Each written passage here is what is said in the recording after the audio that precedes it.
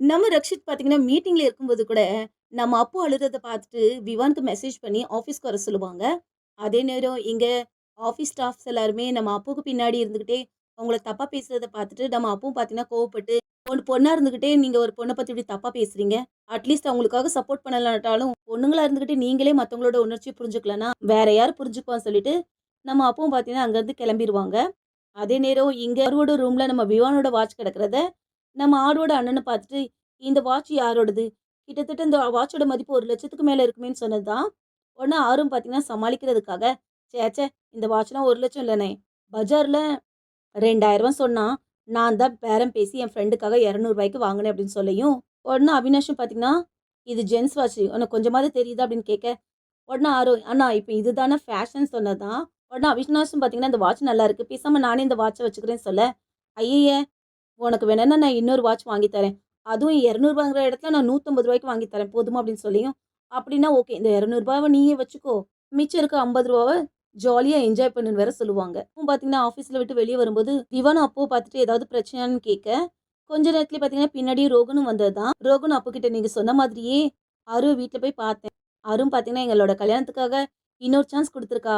ரொம்ப சந்தோஷமா இருக்குன்னு" சொன்னது மட்டும் இல்லாம, விவான பார்த்து, "நீங்க ரக்ஷித்தோட தம்பி தானே? உங்கள நான் அந்த காம்படிஷன்ல பார்த்துருக்கேன்.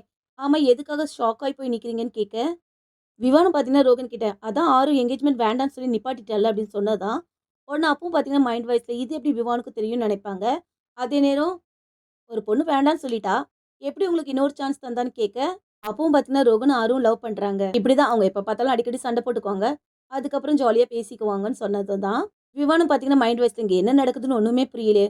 ஃபர்ஸ்ட் ஆருகிட்ட இத பத்தி கேட்டு தெரிஞ்சுக்கணும்னு நினைப்பாங்க. இங்க ரக்ஷித்தும் பார்த்தீங்கன்னா, அப்போட அம்மாவுக்கு கால் பண்ணி உங்களால தான் அப்போ ஆஃபீஸ்லேருந்து போகும்போது கூட என்கிட்ட சொல்லாம போயிட்டான்னு சொல்ல, உடனே அப்போட அம்மாவும் பார்த்து, "இங்க பக்கத்துல ஒரு பிள்ளையார் கோயில் இருக்கு இல்லையா? அதுக்கு பின்னாடி வாங்க. 2 பேரும் மீட் பண்ணி பேசுவோம்ன்னு" சொன்னதும் சரின்ட்டு ஒத்துக்குவாங்க. ரஷ்மி பார்த்தீங்கன்னா, அப்பு கிட்ட, "ரக்ஷித் சார் இதுக்கு முன்னாடி யார்கிட்டயாவது இப்படி கோவப்பட்டுருக்காரான்னு?" கேட்க, "அப்படிலாம் இல்லையே." "அப்புறம் எதுக்கு? நல்ல மனுஷன். நல்லா கலகலப்புன்னு பேசுவாரு. சரி விடு. இப்பதான் நீங்க 2 பேரும் ஃப்ரெண்ட் இல்லையே." அப்பவும் பார்த்தீங்கன்னா, "யார் சொன்னா? நாங்க 2 பேரும் ஃப்ரெண்டு தான்" சொல்ல, "அதான் ஃப்ரெண்ட்ஷிப்ல இருந்து ரிசைன் வாங்கிட்டியே." உடனே அப்பவும் வேலையில இருந்து தான் வெளிய போணும்னு நெனச்சேன். இப்ப பாரு 3 மாசம் பீரியட்ல அங்க தான் வேலை செஞ்சு ஆகணும். உடனே ரஷ்மி இது வெறும் ஃப்ரெண்ட்ஷிப் மட்டும் தானா? இல்லன்னா வேற ஏதாவதுன்னு கேட்க, கொஞ்ச நேரம் சும்மா இருக்கிறியா? அப்படிலாம் எனக்கு மனசுல ஒண்ணும் இல்லன்னு சொல்லுவாங்க. அதே நேரம் இங்க ரக்ஷித் பார்த்தீங்கன்னா, அவங்க மாமியார் கிட்ட எனக்கு அப்புகிட்ட பேசியே ஆகணும். சாரி கேட்டே ஆகணும் அப்படின்னு சொல்ல, போடாம்மா நீங்க மட்டும் இப்ப சாரி கேட்டீங்கன்னு வச்சுக்கோங்க, உங்க மதிப்பு தான் குறைஞ்சிடும். அப்புறம் உங்க மரியாதை குறைஞ்சிட்டேன்னா, அப்புறம் உங்கள பத்தி யோசிக்கவே மாட்டா. அதனால காதல்ல no sorry, no thank you சொன்னதான். உடனே ரக்ஷித்தும் பார்த்தீங்கன்னா, அத்தை நீங்க தப்பா சொல்லிட்டீங்க. ஃப்ரெண்ட்ஷிப்ல தான் no sorry, no thank you. காதல்ல எப்பவுமே எல்லாமே ஓகே, ஓகே தான். உடனே அப்போடாமோ இத மட்டும் நல்லா வக்கனையா சொல்லுங்க. எனக்கு தெரிஞ்சு அப்பு இப்பவும் உங்கள பத்தி தான் யோசிச்சுட்டு இருப்பா பாருங்க. அவளே உங்கள தேடி வருவான்னு சொல்லிட்டு இருக்க நேரத்துல, இங்க ரஷ்மியும் பார்த்தீங்கன்னா, அப் ரக்ஷித் சார் கோவப்படுற மாதிரி அப்படி என்ன நடந்ததுன்னு கேட்க, இல்ல ஹீரா மேடம் சொன்னாங்க ஏதோ 10,00,00,000 லாஸ் ஆயிட்டான் அப்படின்னு சொன்னதாம். என்னது 10,00,00,000 லாஸா? அப்புறம் உன்கிட்ட கோவப்படாம சிரிச்சுட்டு இருப்பாங்களா? ரக்ஷித் சாரும் தான் எத்தனையோ கஷ்டத்துல உன் கூட நின்றுருக்காங்க. எப்பவாவது உன்கிட்ட கேள்வி கேட்டாங்களா?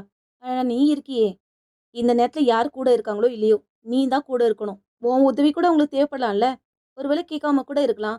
அதனால நீ கால் பண்ணி பேசுன்னு சொல்ல, உடனே நம்ம அப்புவும் பார்த்தீங்கன்னா, நம்ம ரக்ஷித்துக்கு கால் பண்ணதான். ரக்ஷித்தும் பார்த்தீங்கன்னா, அவசரத்துல கால் எடுக்கலான்னு போவாங்க.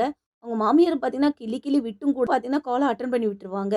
கூடவே அவங்க அம்மா சத்தம் வேற நம்ம அப்புவுக்கு கேட்க, அம்மா உங்க கூடயே இருக்காங்கன்னு ரக்ஷித் கிட்ட கேட்க, ரக்ஷித்தும் பார்த்தீங்கன்னா, இல்ல என் கூடயே இருக்க போறாங்கன்னு சொன்னது மட்டும் இல்லாம, அம்மா சொன்ன மாதிரியே, "பாரு அப்பு, நான் இப்போ உன்னோட பாஸ்.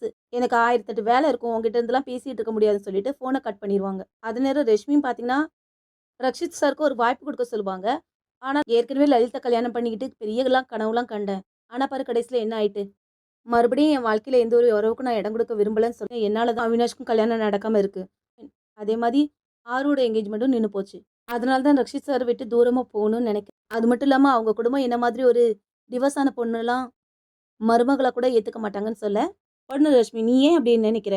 அப்படிலாம் எதுவும் நடக்காது. அதே மாதிரி எங்களோட கல்யாணத்த பத்தி நீ எதையும் கவலைப்படாத. அவினாஷ் எங்க போப்போறான்? அவ்ளோ சீக்கிரமாலாம் உங்க அண்ணனெல்லாம் விட்டுற மாட்டேன்னு" சொல்லிட்டு ரொம்ப சந்தோஷமா ஜாலியா 2 பேரும் பேசி